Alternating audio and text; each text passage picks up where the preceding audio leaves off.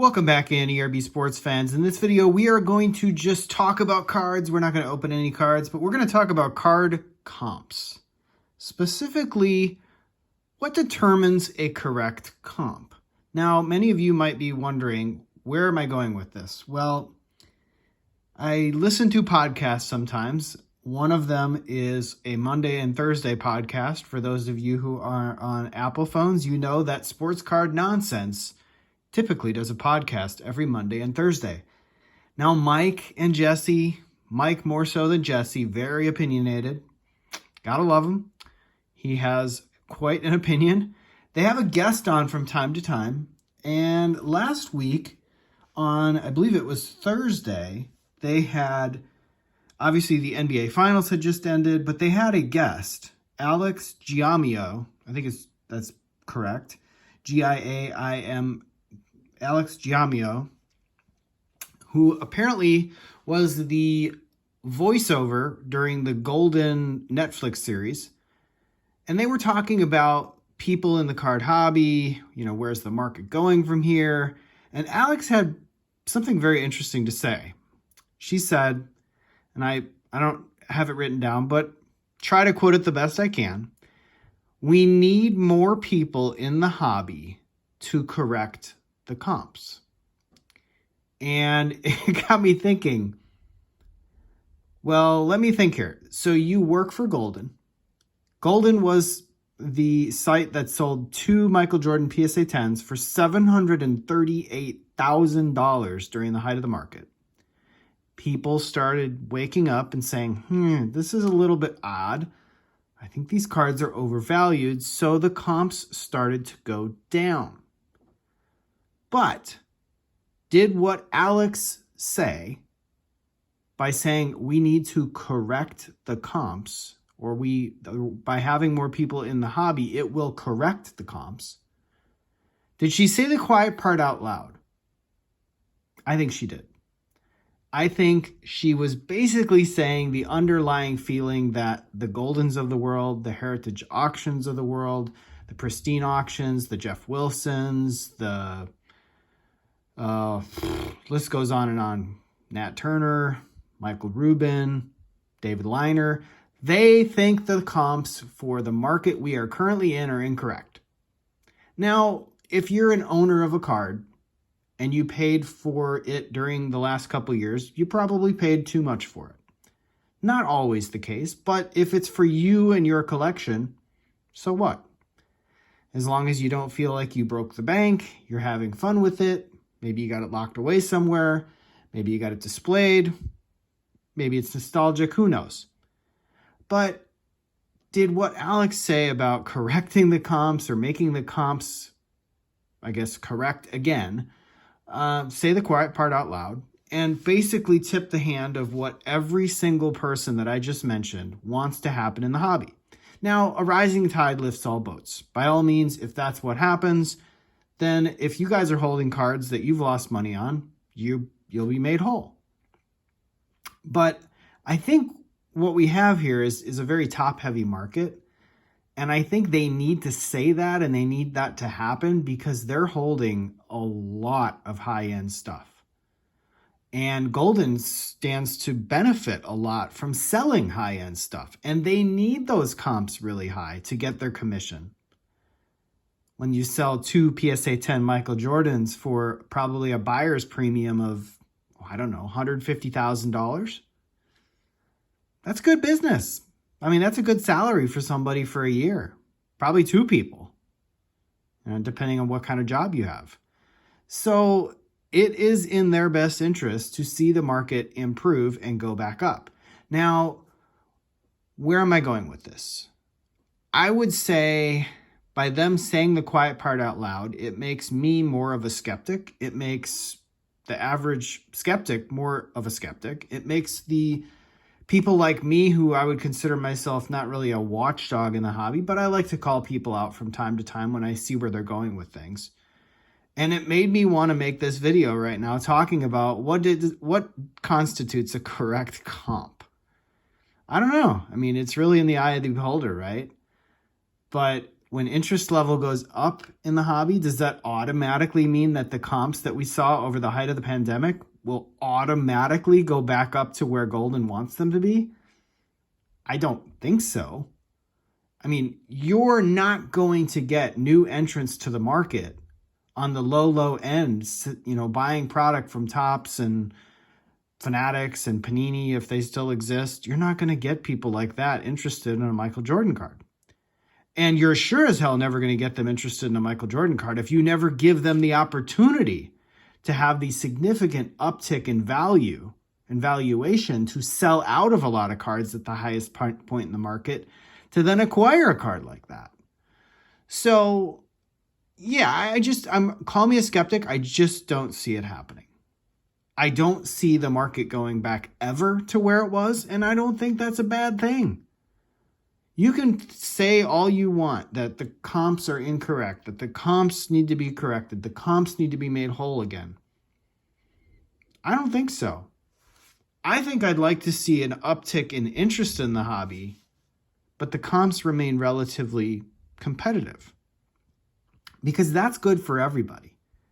That means you can get in and out of a card, break even a lot, have a hell of a lot of fun, and hopefully the manufacturers put more value in the product, because the product, honestly, people aren't going to overpay for it.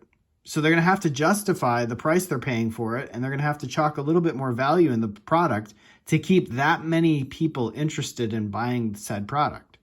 Now, I'll segue a little bit as we were talking about comps. I'll make a little bit of a update to a video I made the other day when I talked a little bit about where they're going with print runs.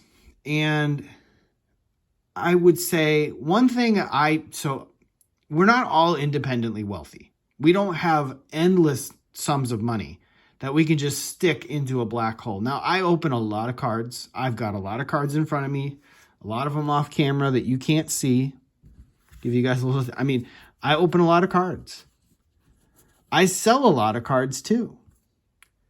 I have to sell a lot of cards if I want to open a lot of cards. And if the cards in the box don't have any value, how long do you think I can continue to do that before I basically throw my hands up and say, I just can't do it anymore? I can't be made whole with the value that I'm getting out of a box, whether I'm grading cards, whether I'm selling the rookies, the hot rookies, whether I'm completing full sets, however I am nickel and diming my way back, I need to be selling cards to open cards.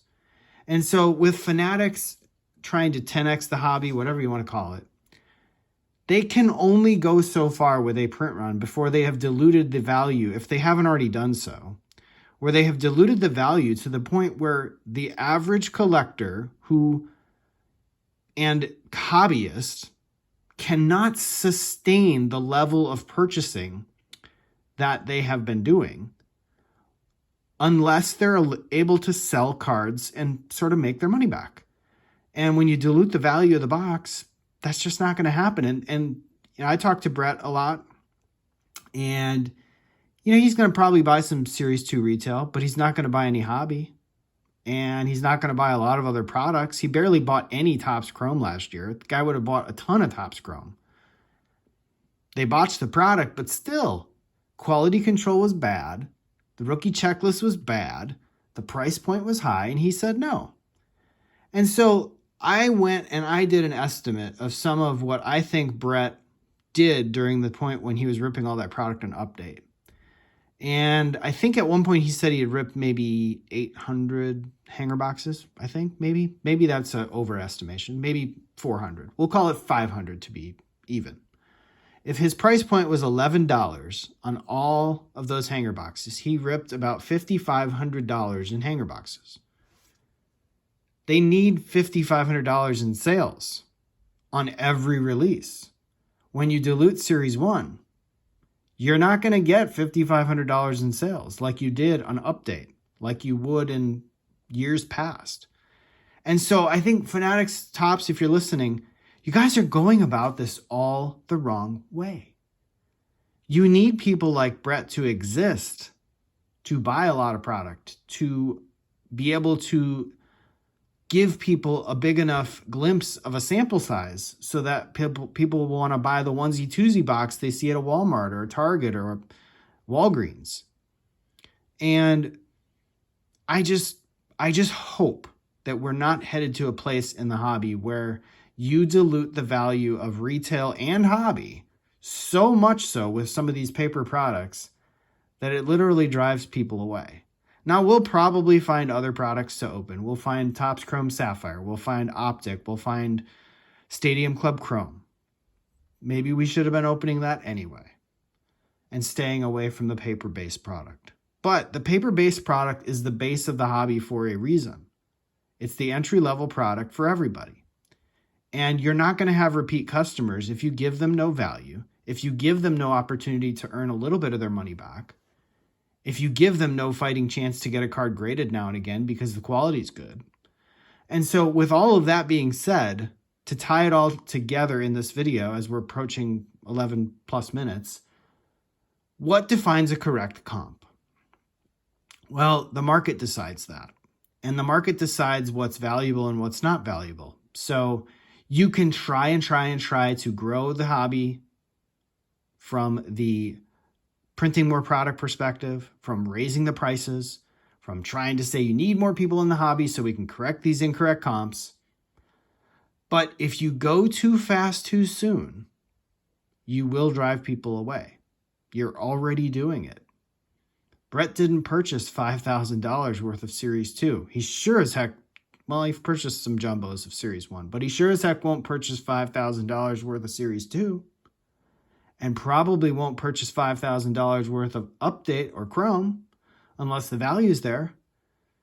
So tread lightly with regards to your print run increases, your aspirations to get all these comps back where you want them to be, where you hope them to be. But in the meantime, start growing slowly and slow things down a bit so that you can get more people involved in the hobby from the ground up by giving them a glimpse of something that they feel is valuable to open. I myself bought some Series 2 retail recently. I will probably be opening that on my channel. I didn't want to open any of it, but I'm just going to do it for the sake of making a couple fun videos. And I could certainly find other ways to make videos that would cost far less money. I feel like sometimes I'm just lighting $200 on fire, like I did with my 300th video celebration the other day. But then occasionally you pull something good and it keeps you coming back. It's kind of like having a good shot in the game of golf. So I know I rambled a bit. Wanted to make this a short video, but we're approaching about 13 minutes in. So let me know what you guys think down in the comments. What defines a correct comp? Where are we going from here? How do we bring the value back in retail? How do we bring the value back in hobby? How do we prevent the companies from overprinting if they're not already doing so? We already know they're doing so. But how do we get the leverage back in our favor? And I think we do that by paying very close attention to what people say. And when they say the quiet part out loud, hold them accountable to it and pay attention to what they're saying. Because what they're saying is felt to the very top of all these companies. And with that, take care, everybody, and I'll see you in the next video.